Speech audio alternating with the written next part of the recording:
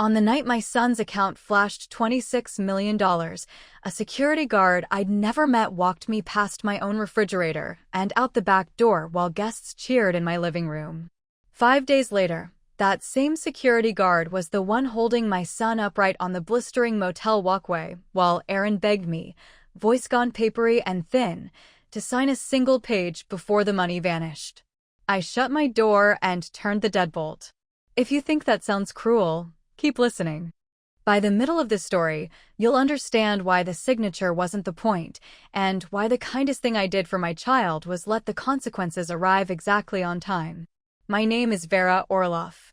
I am 70 years old, a grandmother who can bone a fish with her eyes closed and reconcile a month of invoices with a pencil stub. I don't have a law degree or a startup hoodie. I have a red folder, a steady hand, and a memory for who paid what when. I used to believe those were small things. Then the night of the celebration proved they were the only things anyone still needed. Before we reach the part with the notary stamp trembling on a motel table, you need to know how a woman like me ends up escorted from her own kitchen while cake crumbs are still soft. It started the minute the first tranche hit.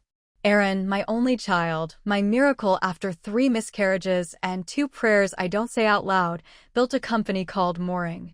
He said the name came to him at 2 in the morning while staring at a spreadsheet. Invoices should find safe harbor, he told me, eyes electric. Contractors get paid late, then late turns into never. We'll buy their receivables, send them money tomorrow, and take a sliver when the client finally pays. It's not a bank. It's a bridge. He built that bridge from 2 rooms above a laundromat and 4 interns who thought pizza counted as salary. Later there were 20 employees, key fobs, kombucha, and a wall-sized television that showed numbers sliding like weather systems. He rarely came home before midnight. When he did, he stood in our tiny kitchen and talked until the sugar in his tea went quiet. 3 years in, the bridge started carrying trucks, plumbers, electricians, flour distributors, small grocery chains that smelled like oranges and bleach. Then it carried semi-trucks, regional shippers, industrial suppliers, a manufacturer with 143 employees, and 1 stubborn accounts payable clerk who had never met a deadline she liked. Then someone bigger noticed. A bank with a name that sounded like an ivy-covered wall made of brass letters said they wanted to acquire Mooring software, talent, and book. A number landed on a conference table. Another number arrived 2 weeks later. Numbers have a way of practicing acrobatics when venture capitalists clap. I didn't see the term sheet.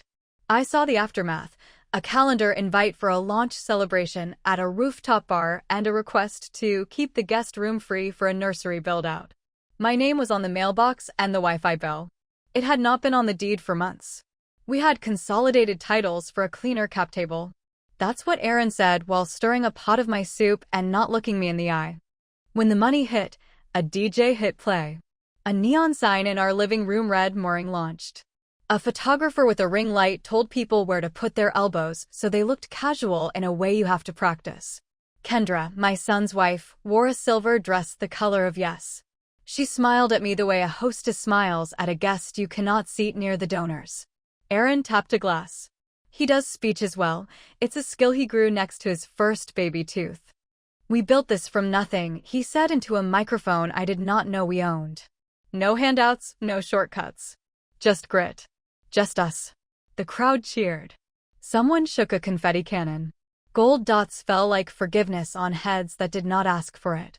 I stood by the plant nobody waters and held the lemon bars I always bake when there's something to celebrate and someone to feed. I have baked those bars in celebrations where there was nothing except the illusion of enough. That's the thing about desserts. They make even tight months look generous for 1 square. Aaron finished the speech, kissed Kendra, and stepped into photos that traveled faster than opinion. He didn't see the security guard until Kendra beckoned him. We'll start the nursery demo tomorrow, she said brightly, as if contractors understood tomorrow the way influencers do. Vera, we set you up at the Riverbend Suites. They have senior rates. It's only 5 days. I live here, I said quietly. Kendra's smile thinned. And we're so grateful for your help. But Aaron needs a stress-free environment for this transition. Investors are flying in. Reporters might come. You know how it is. I do know how it is. I have been the quiet body that absorbs the bump when a celebration turns a family room into a stage. Aaron came over, cheeks bright, hair too expensive to move. Mom, it's temporary, he said. A mini vacation. You can rest. Order room service. You're always saying you never let yourself sit. Consider this a gift. I looked at my refrigerator, covered in grocery lists and drawings. The drawings were done by Lily and Theo, my grandchildren. Lily once drew me with a cape. Theo drew the cape with pockets. I thought about how a refrigerator is a ledger of a house's pulse. I thought about how someone had decided my heartbeat was bad for the brand. Security will help you with your bag, Kendra said, and suddenly there he was, broad-shouldered and polite, the kind of man who could carry 3 boxes and a conscience that doesn't ask questions on Tuesdays. I can carry my own bag, I said. I'll call you tomorrow, Aaron said, already turning to a venture capitalist with teeth like a general. At the door, I stopped. I placed the lemon bars on the counter. I wanted to say 1,000 things about the month my late husband's overtime dried up, and I sold the cameo he gave me on our 10th anniversary to cover Aaron's college deposit. About the year I took a second job to make sure he had winter tires and a laptop that didn't shut down when he breathed. I wanted to tell Kendra that mini vacation is what poor people call a break only when someone else is paying for the room. But I learned long ago that if you try to pour all the truth at once, the floor floods and everyone claims they can't swim.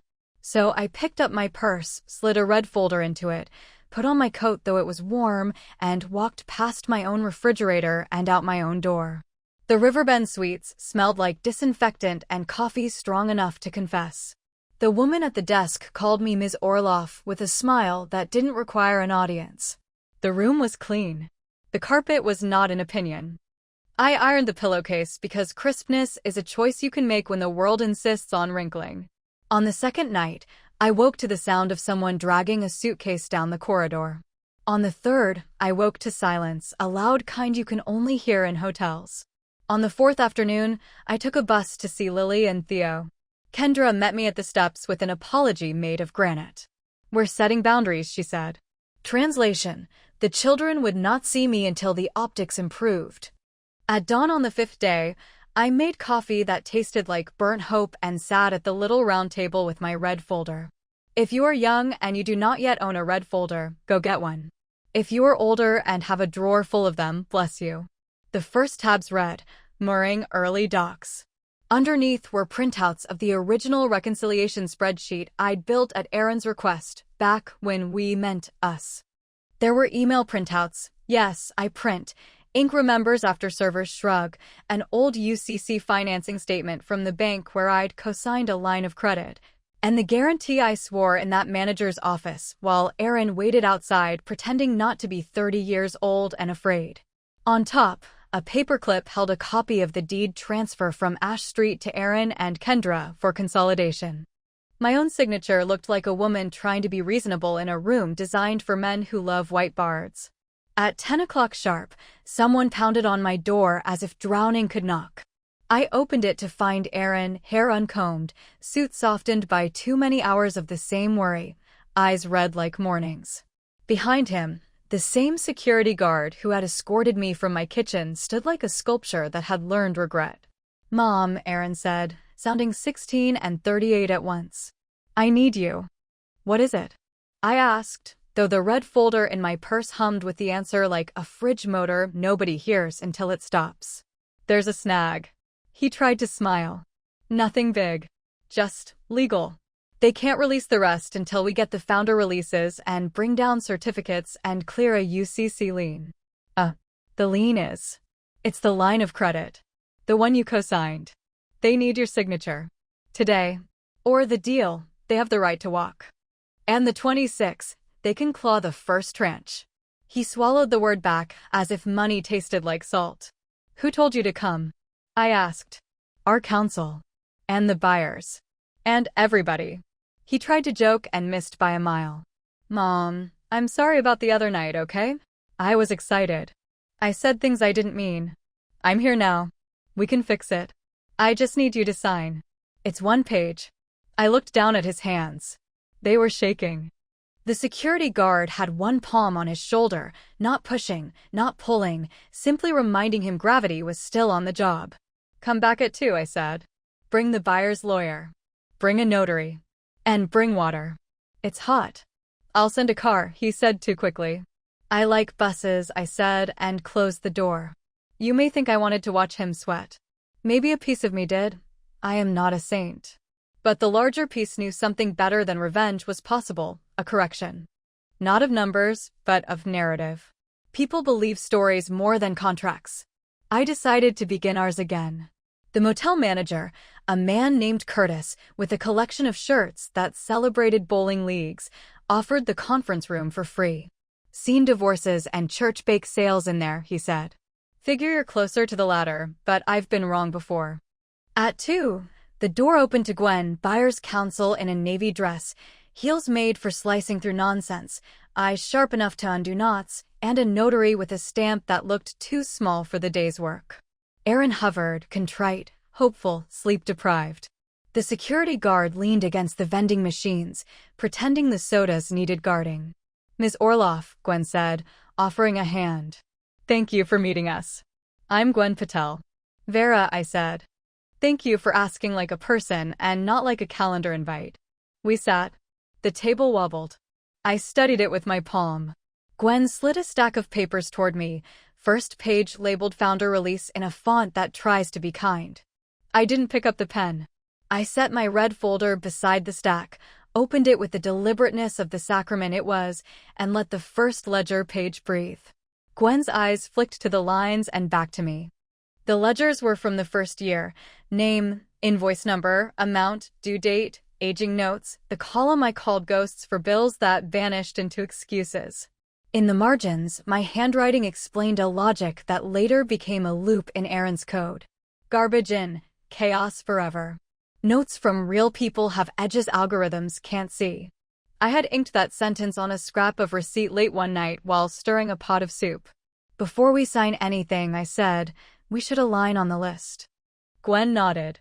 "We need your signature on a UCC-3 termination statement to release the lender's security interest. You're listed as guarantor.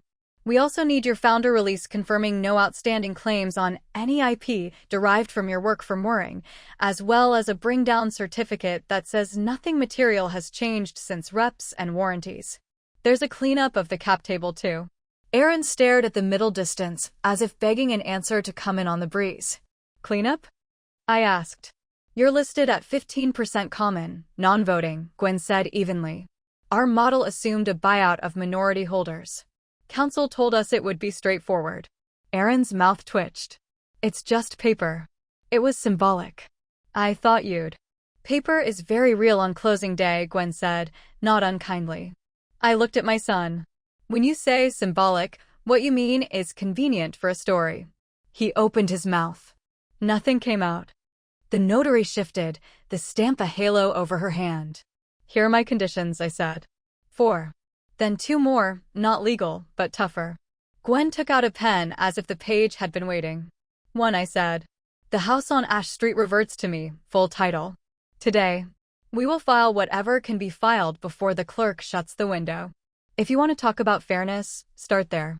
That title was consolidated for the cap table, Aaron muttered. "Cap tables do not sleep." "People do," I said.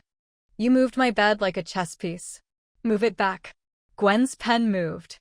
"Quitclaim now, corrective warranty, deed to follow with affidavit. We'll courier it." 2, I said. "A trust for Lily and Theo. Education only.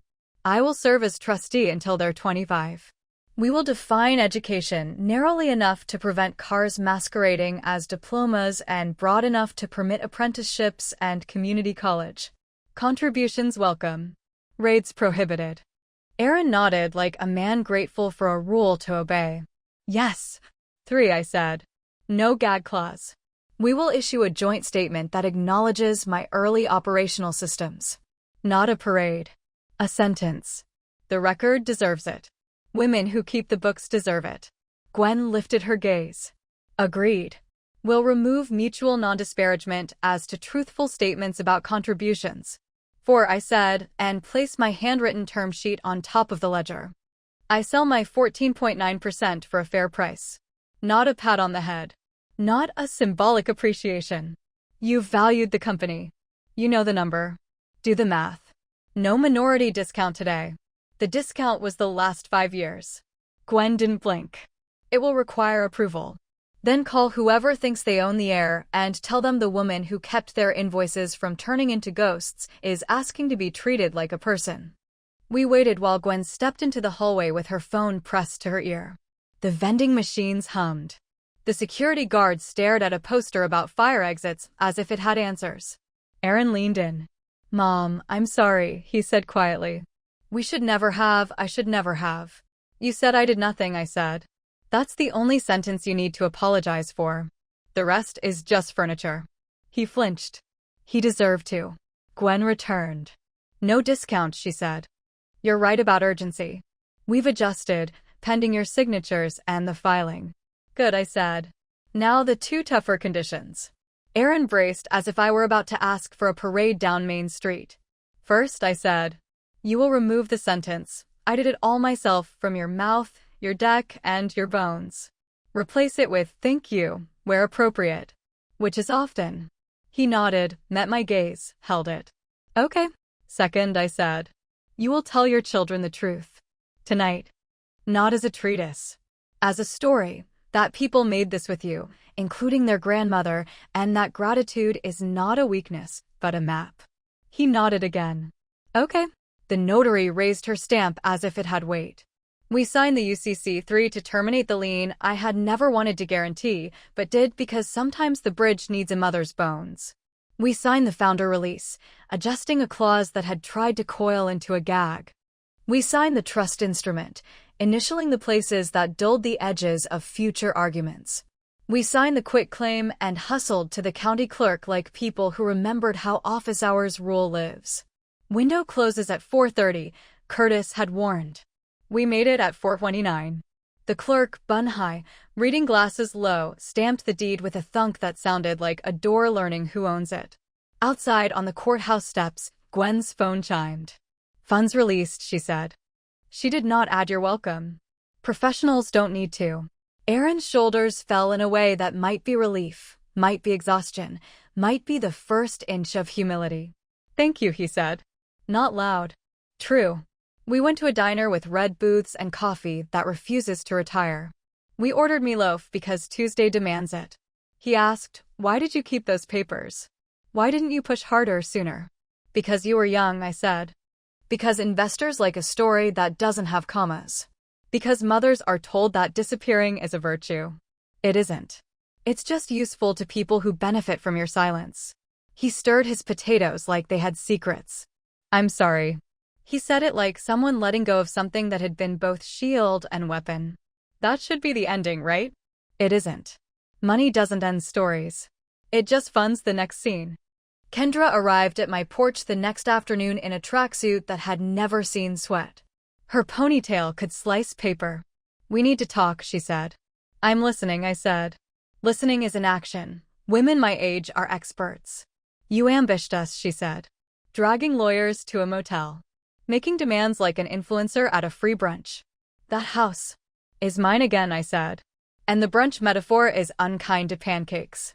Her jaw set. You're going to turn the kids against me. No, I said. You'll do that or you won't. I will teach them a different word. What word? Gratitude. That's rich, she said, eyes flashing. It is, I said, and let the word sit there, double meaning and all. I hope you try it. She left without swearing. That counts as restraint. The joint statement went public the next day. It said, Mooring's success was a team effort. In its earliest days, our founder's mother, Vera Orloff, contributed operational systems that shaped our core. We are grateful. We move forward together. It didn't embarrass anyone.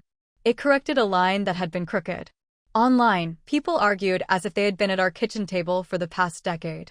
Some called me a leech for wanting a fair price. Others called me a queen. The only titles I recognized were Mama and Ms. Orloff. I turned off the comments, watered my fern, and went to the bus stop. There is nothing quite like public opinion to remind you that strangers will always be braver about your life than you are. For a month, I spent 3 mornings a week at the acquiring bank's operations floor teaching a dozen analysts why our reconciliation logic was shaped like a river. I brought donuts. I named our rules with jokes a grandmother can tell in front of a camera. The young ones called me V. I let them. One girl, Maya, 24, eyes like a yes, asked if I had a computer science degree. No, I said. I have a degree in getting people paid. We printed a 1-page cheat sheet titled How to Think Like an Invoice That Wants to Go Home. The top lines read, "An invoice is a promise wearing numbers. Keep it honest, not cute. Garbage in, chaos forever. If the notes column is empty, you're lying to your future self. Phone calls are data too. People pay people they remember. Be remembered for clarity." Maya taped the sheet to her monitor like a prayer. Later she emailed to say a supplier cried when their payment arrived early. Good. Tears are a currency I respect when they're about relief. In the evenings, Lily and Theo came to Ash Street. I showed Lily how to fold egg whites into batter without scaring the air out. I showed Theo how to pull a nail with the claw of a hammer, one slow steady pressure, not rage, or you'll split the wood. They told me their bedtime story version of the acquisition. Daddy's project was so good that another company wanted to marry it. We practiced saying thank you to every invisible person that made that marriage possible. Interns, janitors, a bank clerk named Gloria who refused to file a typo, the grandmother who kept a ledger by the stove. The trust funded. We sat and explained it like a fairy tale with math. This money goes to your learning, I said. Learning can be books. It can also be welding or nursing or growing roses for people who need to see something bloom. But it is not a car painted to look like an idea. They laughed and asked if dragons count. Dragons are complicated, I said. But yes, if they improve your reading. Kendra stayed away for a while. Then she texted to invite me to a donor's brunch. It would be good optics, she wrote. I replied, no thank you. She sent a thumbs up, which is the politest curse in our time. You might wonder if I missed the house when it was gone. I did. Not because of the walls, but because of the hum. Houses have a song. When you live inside it long enough, it tunes your days. When I turned the key again, my key, the hum returned like a choir that took a breath. I bought new cushions for the chair by the window and a tablecloth with lemons. I put the red folder in the top drawer by the stove, where it lives with oven mitts and tape. Some papers belong near heat. They remind you not to touch without intention. 2 weeks after the closing, I met a woman at the bus stop who wore a name badge that said Dolores. Her eyes had the look of someone who had emptied her pockets for a child without checking if she had bus fare left. She asked directions to the county office. Land records, she said, voice a tremble between hope and defeat. My nephew wants me to sign something simple. Just a deed. I took her to the clerk. We sat at the long table where pens go to die and read the document with the patience earned by time. It was not a simple deed. It was a trap dressed as efficiency. We asked questions. We asked again. We called the nephew. He hung up. We called a legal aid office. A woman named Andrea came and moved through the clauses like a swimmer who knows rip currents. Dolores didn't sign. She cried in the elevator and then laughed in the lobby. You're an angel, she said. No, I told her. I'm a mother with a red folder. That night I started a little scholarship at the community college. I named it the Second Pair of Hands Fund. It's for caregivers who want to learn bookkeeping. The application asks one question. Tell me about a problem you solved nobody saw. I read every answer at this same table by lamplight. When I cry, it's the generous kind. Aaron began to stop by Ash Street without texting first. He fixed the hinge on the pantry. He changed the furnace filter. He asked me to check a sentence in a press release and didn't flinch when I added a comma instead of a compliment. He brought groceries with the dairy in an insulated bag because he remembered condensation is the enemy of lettuce. He did the dishes without narrating his virtue. That is what growth looks like at 38, making a habit of what you used to call a favor. He also slipped. People do.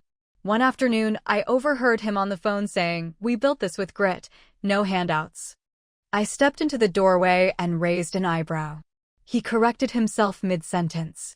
With a lot of help. With people who kept us honest, he said, eyes on me, voice steady. Later, he texted a heart. I responded with a period. Our new language. You want shock? Here is one more. A week after the joint statement, a reporter called to ask if I had been the mastermind. I laughed so hard I had to sit down. No, I said. I was the ballast. He didn't print that. Ballast isn't sexy. He printed unsung hero. Fine. If singing ever becomes mandatory, I can hum.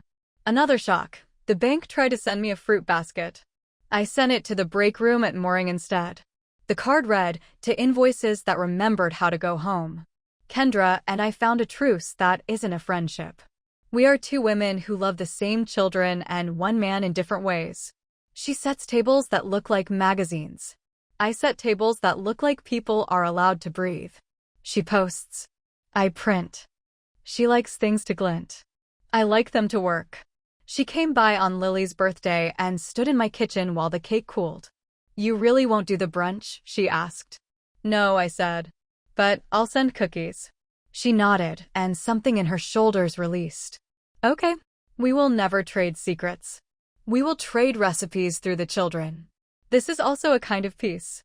The one time I almost lost my temper was when a podcast invited Aaron to talk about the loneliness of the self-made founder. He asked if I wanted to sit in. I said no, but if you use the phrase self-made, I will call in as a listener with a voice changer and a list. He laughed and said, noted. On the episode he said, the truth is, I was never alone. I just pretended to be because it sounds cleaner on slides. I made a pot of tea and felt something a knot. Maya from the bank sent me a photo of her first apartment and a text. Your rule about the notes column saved us. We caught a duplicate payment before it wrecked a vendor. Thank you. I wrote back, you did that. Don't disappear yourself. She sent 3 crying faces and 1 donut. This is a decent world sometimes. As for the money from my shares, I put most of it somewhere I can't touch without 2 other people saying yes. I gave some to the community garden, the library, the public pool that stayed open late every summer so children like Aaron could splash their anger into something human.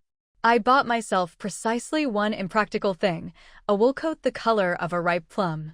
When I wear it, I look like a woman who not only knows where the papers are, but also where the party is when the papers are done.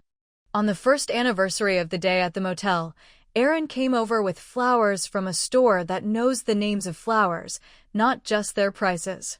We didn't celebrate. We marked it. That's different. We drank tea. He washed his cup. He wiped the ring of water his cup left on my table without my asking. Growth looks like that too. A cloth, a circle, a small quiet correction. He asked, do you forgive me? Not theatrically, but like a man who could carry an imperfect answer. I do, I said. And I don't forget.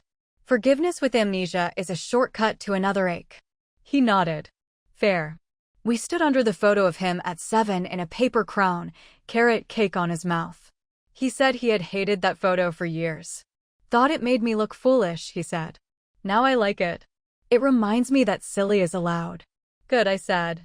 Serious men break things when nobody's laughing. I still walk by the motel sometimes. The sign flickers between Riverbend and our Verbend. A man with a baseball cap smokes by the ice. I wish him shade and pass. Inside, the conference room is probably hosting a Bible study or a candle party. They won't know a bank once waited there for a grandmother to pick up a pen. That's fine. Not all rooms need plaques. Some just need to hold you once and let you go. You wanted the beginning to shock. How about the middle, then? After the money cleared and the statements went out, a family friend called to say I had embarrassed my son. I let him talk himself hoarse. Then I told him a story he didn't ask for.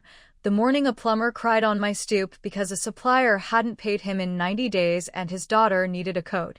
The day I learned to read a UCC filing like a fortune. The night I photocopied every early spreadsheet at the library because printers at home jam when women need proof. He didn't call again.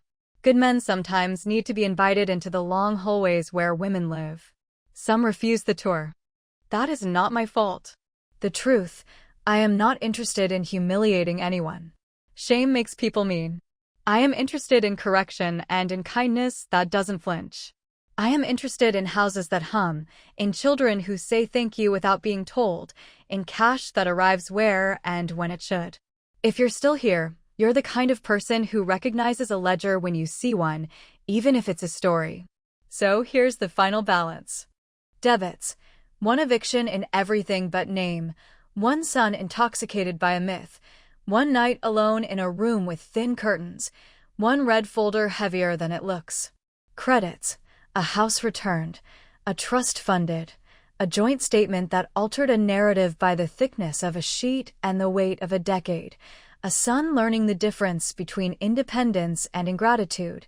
A grandmother who stopped disappearing from her own life. Net, enough. And here is the part nobody claps for because it isn't flashy. I did not get my revenge by breaking a single thing. I got it by putting things back where they belonged, my name on a deed, my work in the record, my boundaries in the family. I got it by making Aaron ask, then answer, the oldest question a child asks a parent without words. Will you still be there when I fail to be my best self? Yes. With conditions. With love that does not double as a doormat. The security guard from that night, his name is Jerome, came to fix our fence last month. Turns out his brother runs a small crew. He apologized again for walking me out of my own kitchen. You were doing your job, I told him. You did it kindly. He shrugged. You're the only one who looked me in the eye, he said. I sent him home with lemon bars. He texted later to ask for the recipe. I sent it and, beneath it, a photo of a UCC, 3 stamped terminated. What's that? He asked. Proof, I wrote. Of a mother. When Aaron speaks to founders now, he sometimes brings me along. I sit in the back and knit. He does not point at me like a prop. He tells a single story about a motel conference room, a stamp, a red folder, and a mother who understood that signatures are not favors, they are instruments. He says, don't build your company on a myth so brittle you have to exile the person who held you while you learn to walk. Then he says what he should have said the first night. Thank you. People clap. I don't look up. I count stitches. You cannot drop the next row while you're basking in the last one. The other day I took the bus downtown to renew my library card. The librarian looked at my address and smiled. Ash Street, she said. Good luck. It is. There are children who chalk the sidewalk with galaxies.